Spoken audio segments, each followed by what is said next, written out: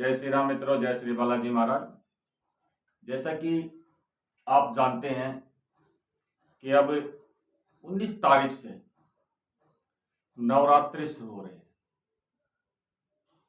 नवरात्रों पर वैसे तो हम वीडियो बनाते रहते हैं, हर नवरात्रि पर मैं वीडियो बनाता हूँ। क्यों बनाता हूँ? क्योंकि नवरात्रि का दिन 9 दिन ये ऐसे दिन होते हैं जब आप पूरे साल भगवान की पूजा नहीं कर पाते, जो तो अगर 9 दिन भी पूजा कर लेते हैं तो पूरे साल का फल मिलता है।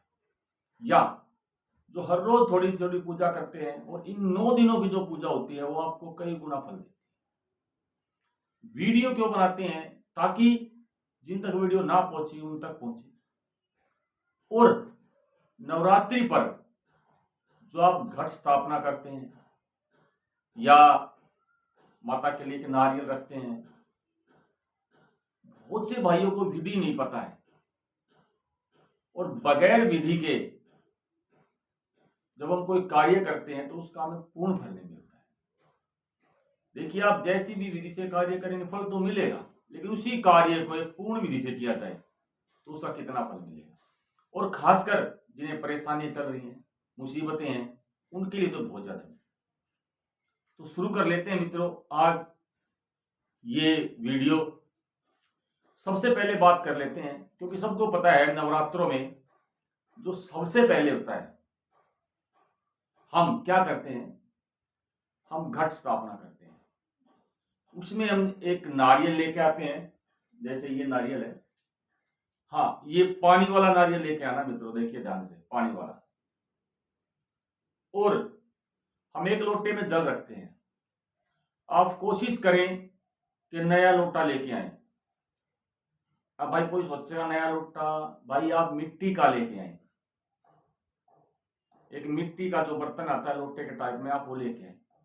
और हम जौ भी बोते हैं, जौ के लिए भी एक मिट्टी का पात्र लेके आते हैं, ये भी ले आए। अब सबसे पहले हमें क्या करना है, यही हम गलती करते हैं। ज्यादातर लोग क्या करते हैं, सबसे पहले क्या करेंगे, भाई लोटे में जल डाल दिया, कलावा बांध दिया, रख दिया, जौ बो दिए, फिर ज्योति लगा दी, जो कि गलत है। हमें सबसे पहले माँ को आप जैसा दीपक लगाना चाहते हैं, देखिए 9 दिनों में अखंड ज्योति का बहुत महत्व है। वीडियो सबके लिए है, अखंड ज्योति वालों के लिए भी, वैसे भी। अगर आप अखंड ज्योति लगाते हैं तो अखंड ज्योति, वैसी लगाते हैं तो वैसी। सबसे पहले आप अपनी चौकी सजाएं, माता का विग्रह रखें या अपनी कुल देवी का विग्रह रखें, और फिर आप माँ को ज्योत लगाएं। जब हम ज्योति लगाते हैं उसमें 2 लौंग डाल दें। सबसे पहले आपको क्या करना है, ज्योति लगानी है, क्योंकि उसी ज्योति को साक्षी मानकर हम ये 9 दिन के व्रत करेंगे। तो मेरी बात ध्यान से सुनी, ज्योति लगानी है। पहले ज्योति कैसे लगानी है, अब जैसे ये माँ की फोटो है तो यहां आपको ज्योति लगानी है, और इस साइड में यहां पर, वहां पर आपको कलश रखना है, यानी कि कलश स्थापना करनी है। पहले ज्योति लगानी है, अब आपको कलश लेना है।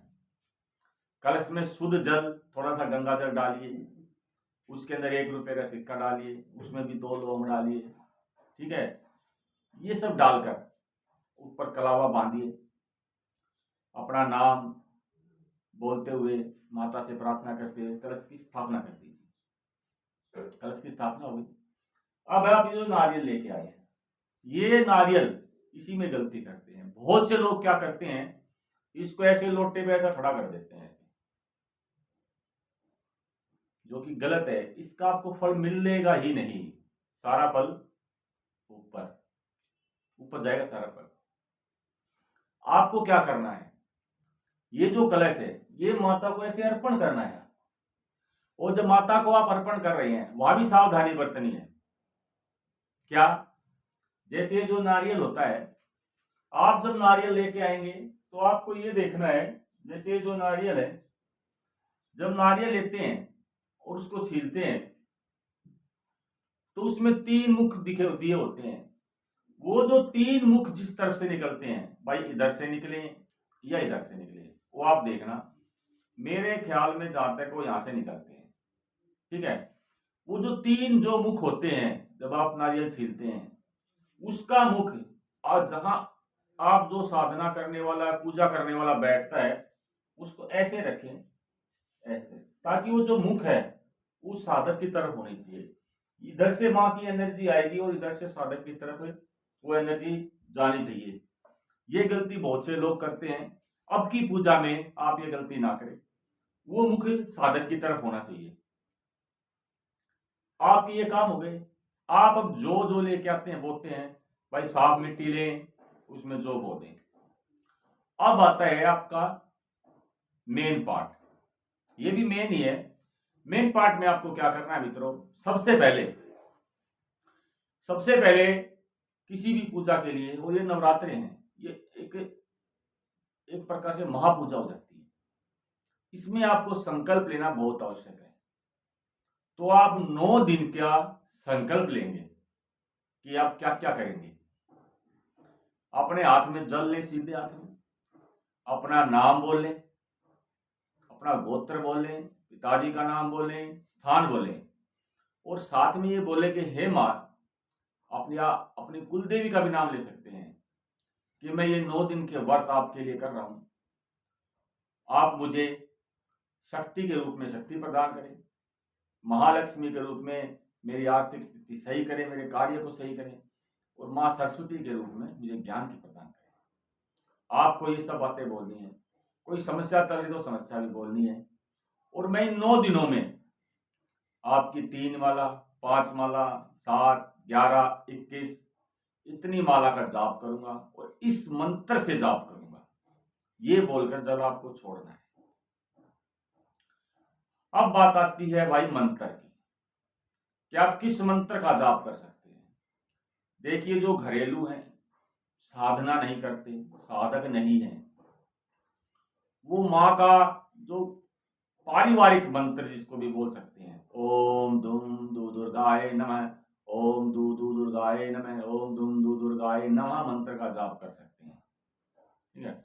बहुत अच्छा मंत्र है। या आपकी कुल देवी का जो भी मंत्र है, जैसे हरियाणा में आसपास के एरियो में भाई शीतला माँ बेरी वाली वो कुल देवी है, आप माँ शीतला का ओम शीतलाय नमः, ओम शीतलाय नमः, माता शीतला का मंत्र भी जाप कर सकते हैं, ठीक है। ये आपको मंत्र का जाप करना है। माला की जो संख्या है, जितनी आप संकल्प में बोल रही है उतनी आपको करनी है।